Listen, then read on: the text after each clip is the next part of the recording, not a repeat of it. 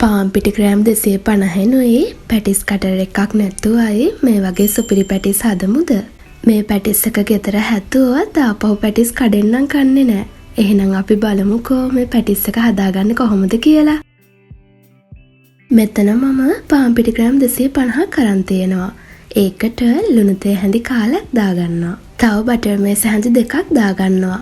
ඔයාලට මේකට බටර් නැත්නම් ඒ වෙනුවට පොල් තෙල් උනත් පාවිච්චි කරන්න පුළුවන්.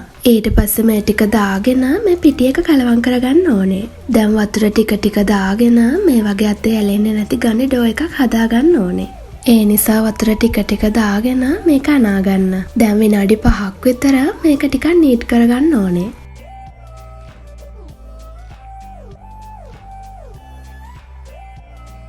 හරි, දැන් මේ ඩෝ එකේ ෆිලින් එක හදාගන්නකම් වහලා පැත්තකින් තියලා තියෙනවා. දැන් අපි බලමු ෆිලින් එක හදාගන්නේ කොහොමද කියලා. මේකට මුලින්ම මට අලෝනි කරනවා.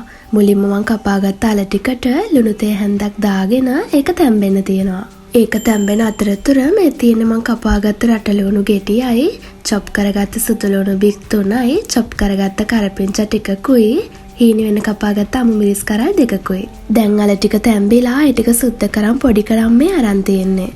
ඒ වගේම තව සැමන් ටිකකුත් පොඩි කරන් මේ තියෙන්නේ. දැන් භාජනයක් ලිපේ තියලා ඒකට බටර් මේස හැන්දක් දාගන්නවා. බටර් ටික දිය වේගෙන එද්දී චොප් කරගත්ත සුදුලුණු ටික ඒකට දාගන්නවා. දැන් ඒක ටික රන්වන් පාටට බැදීගෙන එද්දී චොප් කරගත්ත කරපිංචා ටිකයි කරඳු මුංගු ඇටයකුයි දාගන්නවා. ඊට පස්සේ කපාගත්ත රටලුණු ගෙඩිය දාගන්නවා. දැන් කපාගත්ත අමු මිරිස් ටිකක් දාගෙන මේක ටිකක් කලවම් කරගන්න ඕනේ. මේකට මං මිරිස් කුඩු තේ හැඳි භාගයයි, කහ කුඩු තේ හැඳි කාලයි, කෑලි මිරිස් තේ හැඳකුයි දාගන්නවා. ඊට පස්සේ පොඩි කරගත්ත අල ටික දාගෙන තෙම්පරාදු එක්ක හොඳට කලවම් කරගන්න ඕනේ. දැන් රස අනුව ලුණු ටිකක් මම මේකට දාගන්නවා.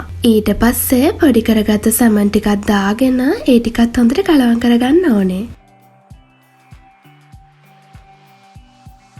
දැන් අන්තිමටම ගම්මිරිස් කුඩු තේ හැන්දක් දාගන්නවා. දැන් ෆිලින් එක හදලා ඉවරයි.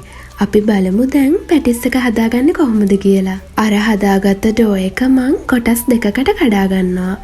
ඊට පස්සේ ලෑල්ලට පිටි ටිකක් ගාගෙන අර කඩාගත්ත එක කොටසක් මේකෙන් තියාගන්නවා. දැන් ඒකටත් උඩින් පිටි ටිකක් ගාගන්නවා. ඊට පස්සේ රෝලින් පින් එකෙන් මෙන්න මේ වගේ තුනී කරගන්න ඕනේ. මේක බෝඩ් එකේ ඇලවෙන්න බලනවා. ඒ නිසා ඔයාලා පිටි ගගා මේ වැඩේ කරගන්න.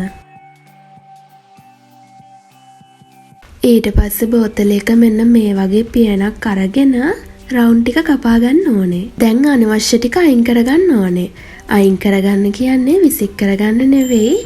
ආපහු මේකෙන් මෙහෙම රවුන්ඩ් ටික කපා ගන්න. දැන් රවුමක් අරගෙන ෆිලින් එක පැත්තකින් තියාගන්නවා. අර ෆිලින් එක නැති පැත්ත ෆිලින් එක තියෙන පැත්තට ඇදලා අරන් මේක මේ විදිහට අතින් හොඳට සීල් කරගන්න ඕනේ. දැන් මේ ගෑරප්පුවකින් මේ විදිහට පැටිස් එකේ හැඩය හදාගන්න ඕනේ. ඒ විදිහට දැම්මම පැටිස් ටික හදන්නේ තියෙන්නේ. දැන් මේ ටික බෙදගන්නයි හදන්නේ. තාච්චියක් ලිපේ තියලා එකට පොල් තෙල් දාගන්නවා. මේක ගැඹුරු තෙලේ බෙදෙන්න ඕනේ. ඒ නිසා අනිවාර්යෙන් පොල් තෙල් ටිකක් වැඩිපුර දාගන්න. මේවා දෙපැත්ත හරව මෙන්න මේ කලයකට වෙනකම් බෙදගන්න ඕනේ. මන් දැන් ඒ විදියට පැටිස් සේරම බෙදගෙන මේ තියෙන්නේ. දැන් තියෙන්නේ මේකේ රස බලන්න. මේ පැටිස් එක පිටින් මාරම ක්‍රිස්පි. හැබැයි ඇතුලෙන් මාරම සොෆ්ට්. ඔයාලත් හදලා බලන්නකෝ. හදලා රස මටත් කියන්න. වීඩියෝ එක හොඳයි නම් ලයික් එකකුත් දාගෙන යන්න. මේ වගේ වීඩියෝ දාපු ගමන් දැනගන්න මගේ channel එක subscribe කරලා තියාගන්න. එහෙනම් තවත් මේ වගේ අලුත් රෙසිපියක් කරන් ආයිමත් මං එන්නම්.